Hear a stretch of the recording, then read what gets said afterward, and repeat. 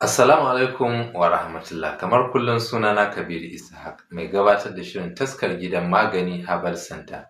Insha Allah a yau zan kawo ɗan takaitaccen bayani akan maganin matsalolin jinni.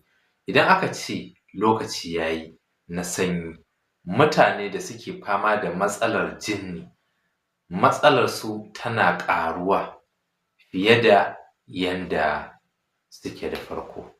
Wannan magani yana aiki ko da a ce ba wai lokacin sanyi ne kaɗai ba.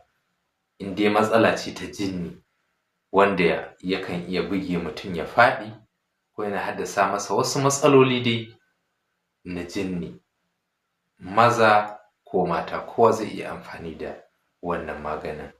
Hanya mafi sauƙi shine za a samu abubuwa guda uku a haɗa maganin sha da su.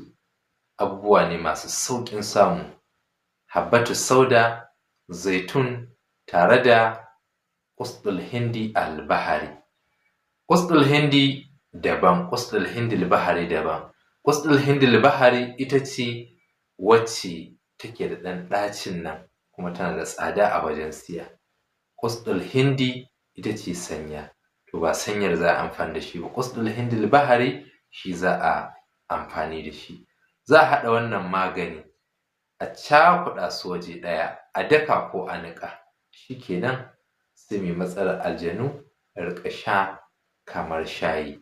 Akan sa a shayi ko ruwan zafi rabin ƙaramin cokali, ba rabin babban cokali ba. Rabin ƙaramin cokali sau 2 a rana. Insha Allahu in dai matsala ce ta jinni za a samu sauƙi da izinin Allah.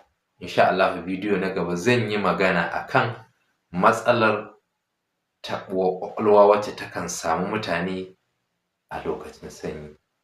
Assalamu alaikum wa rahmatullah.